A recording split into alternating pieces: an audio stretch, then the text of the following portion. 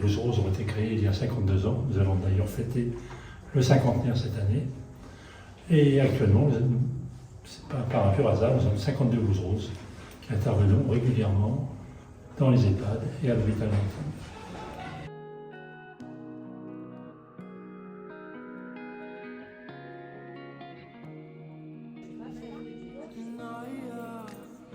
C'est un engagement, c'est de la formation, c'est de la bienveillance.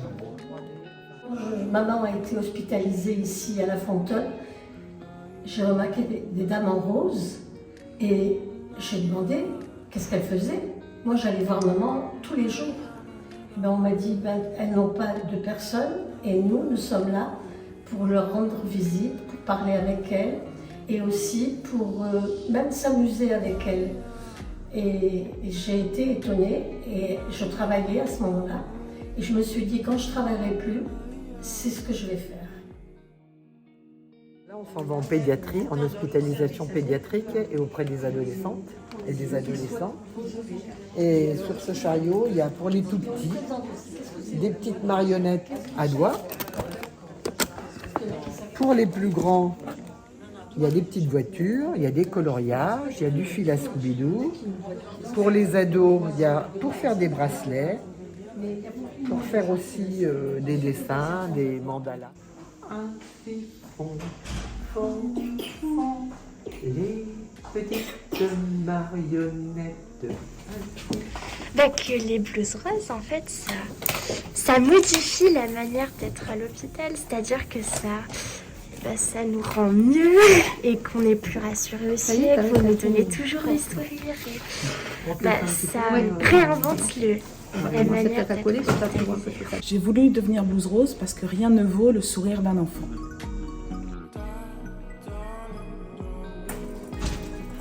Le temps en fait, qu'on met pour faire nos tournées dépend du nombre d'enfants et de ce qu'ils souhaitent faire, en fait, de leur volonté. Donc, oui.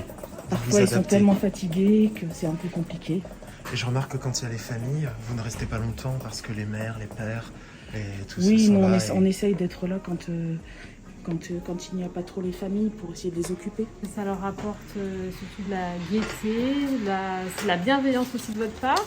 Et puis ça leur permet, c'est un moment quand même de détente pour elles, de faire penser un petit peu à autre chose que l'hospitalisation. Jeudi, quand vous venez, oui, effectivement, ça me permet de dégager aussi moi un peu de mon temps aussi pour faire des soins. Donc c'est une aide pour moi.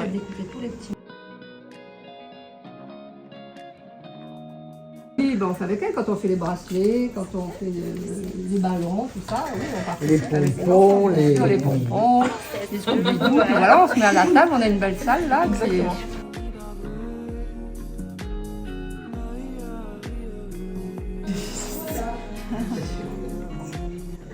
J'ai l'impression que dès que les blouses roses passent, ça égaye un petit peu. Ça égaye, oui. Ça égaye leur journée. Alors les blouses roses, en fait, c'est l'accompagnement des patients, soit dans un milieu hospitalier comme ici à l'hôpital La Fontaine, ou alors dans les maisons de retraite. De toute façon, nous intervenons dans beaucoup de services. Et donc là, avec les enfants, qu'est-ce que vous faites exactement? Je vois qu'on est dans une salle d'attente avant de passer au service ophtalmologie. Voilà, alors donc nous sommes un peu les médiateurs entre l'attente et le médecin. Et donc les enfants apprécient d'oublier un peu le passage des gouttes dans les yeux qui sont horribles.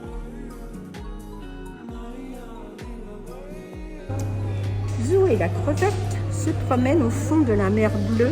Je suis ravie que vous soyez là, systématiquement pendant ma consultation de pédiatrie à l'hôpital, dans le sens où ça permet aux enfants de patienter en étant occupés, ils sont tranquilles. Moi, quand je les reçois en consultation, ils sont détendus, ils n'ont pas. Parfois, il y a de l'attente. Nous, en plus, on met régulièrement des collyres, etc. Donc, il y a une attente suite à la consultation, et c'est vrai que vous les prenez en charge pendant ces temps d'attente, et ça nous rend énormément service.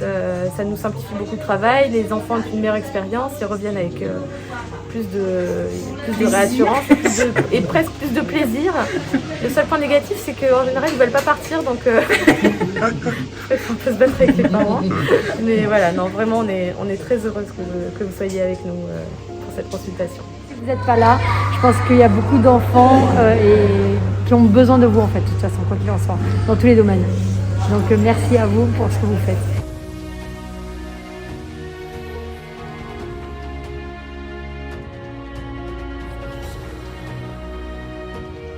J'ai même voulu être blouse rose aux soins palliatifs Aux soins palliatifs, mais on m'a dit oh là là, d'abord des formations, d'abord voilà. C'était un appel, je ne peux pas expliquer, j'ai toujours été intéressée, peut-être que j'aurais voulu être médecin ou infirmière avant, j'ai toujours le besoin d'échanger avec les autres et surtout ceux qui souffrent. On leur donne la possibilité de parler aussi de ce qu'était leur vie. L'important, c'est aussi de parler, je vous dis, avec les familles, les accompagnants.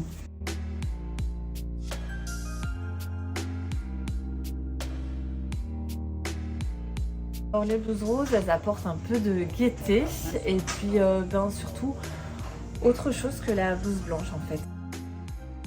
Les blouses roses arrivent et c'est vraiment juste pour parler, pour être avec le patient, les familles. Ça apporte beaucoup de réconfort. Vous faites partie intégrante de l'équipe. Voilà.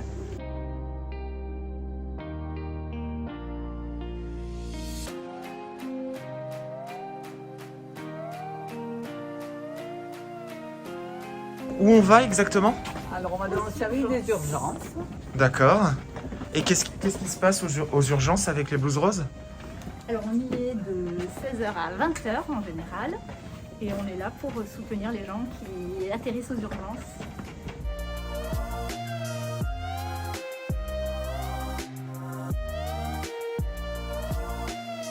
Moi j'ai connu les blouses roses quand j'étais petite, quand j'étais hospitalisée moi-même.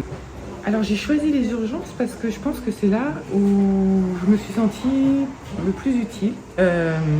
Et aux urgences, j'ai senti que ça bougeait, j'ai senti que je pouvais apporter quelque chose dans l'écoute des patients et puis dans le fait que je sentais que oui, j'arrivais à rassurer certaines personnes et puis que à d'autres j'arrivais à avoir une discussion qui les faisait un peu s'échapper de leur longue attente, quoi.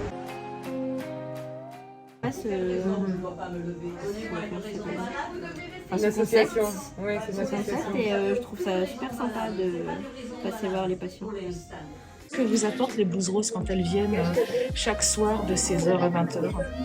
Énormément de choses, de bienveillance vis-à-vis des patients, auxquels elles passent beaucoup de temps, qui pour nous est très précieux parce que nous ne pouvons pas discuter longtemps avec les patients, on leur explique les problèmes médicaux, mais ils discutent d'autres choses, ils les calment, ils les apaisent, ils viennent même nous soulager pour beaucoup de choses. Voilà, c'est des choses très précieuses pour nous, qui sont précieuses pour nous et pour les patients. Puis un peu plus, vous voulez rester comme ça, non? Vous voulez, ça va comme ça? Vous préférez rester comme ça? Je vous relève un peu? Non, ça va? Ah ben là, moi je manquerai pas une seule fois ma semaine, quoi. Chaque fois que je viens, ça m'apporte. Quand je pars, je me sens, je suis heureuse d'avoir apporté un peu de réconfort aux gens et donc vraiment. Moi, ça m'apporte autant que j'apporte autant que ce que les patients m'apportent. Voilà. Pour nous, c'est vraiment quelque chose de super important parce que vous êtes d'une grande aide pour nous. C'est vrai que vous êtes auprès du patient quand nous, on ne peut pas l'être et c'est vrai que c'est très très important. On reconnaît que vous êtes indispensable dans nos services.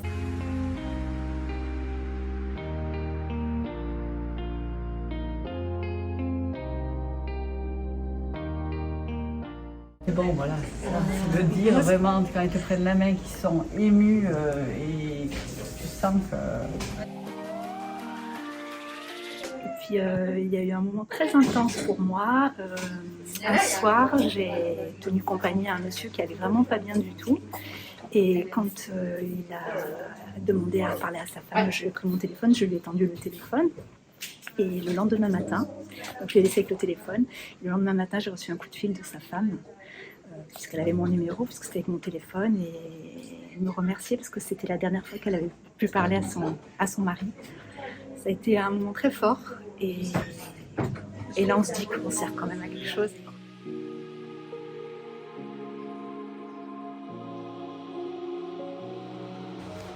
Quand je suis dans une chambre avec mes binômes et qu'il y a des personnes qui sont vraiment, qui ne sont pas bien et qui sont capables de nous écouter, parce qu'on a envie de leur renvoyer notre force et notre joie de vivre et aussi de leur envoyer de bonnes ondes. C'est une association nationale et nous rendons visite aux patients dans les hôpitaux, les EHPAD, dans tous les services confondus. Nous venons passer un petit moment avec vous parce qu'en fait, beaucoup d'entre vous, vous êtes seuls sans visite. Et donc on se dit que ça vous fait plaisir de nous voir et de mettre un peu de rose dans votre journée. Donc, rose Barbie. Que You Beans continue à faire ça pour les personnes qui ont besoin et si vous faites ça, c'est une bonne chose. Oui, vous êtes adorable. Nous avons une belle bibliothèque avec beaucoup de livres. Voilà. Et les livres que nous vous donnons, nous vous les offrons. Ah, c'est gentil. Voilà. Pourquoi es-tu venue au Blues Rose ? Pour apporter ce que je peux apporter aux gens, un peu de distraction si possible, un peu de rose, c'est le cas de dire, mais juste pour ça, simplement, pour m'investir auprès des gens qui sont seuls. Et puis j'y ai rencontré un groupe de personnes formidables. Hein. Enfin, il n'y a pas que les malades, il y a aussi les blues qui sont sympas.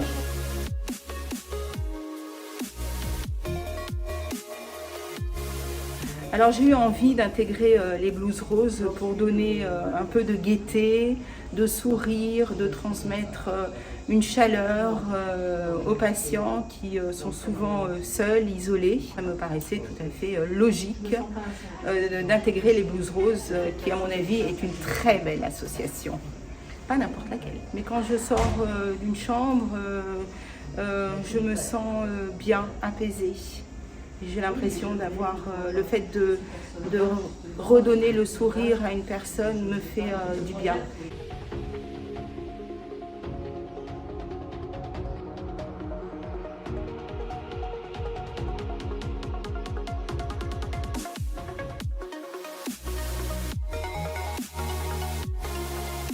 Donc les PAD, c'est toute l'après-midi, on leur fait faire des activités, des jeux, on leur chante des chansons, voilà, on les anime toute l'après-midi et après on descend dans le hall et pour toutes les personnes qui sont restées dans le hall, eh bien on descend chanter avec eux pour, avant de partir, de leur redonner un petit peu de sourire. Le fait de voir les gens aussi souriants, aussi avenants quand on arrive, parce qu'ils ne nous reconnaissent pas nous, mais ils reconnaissent les Blues Roses.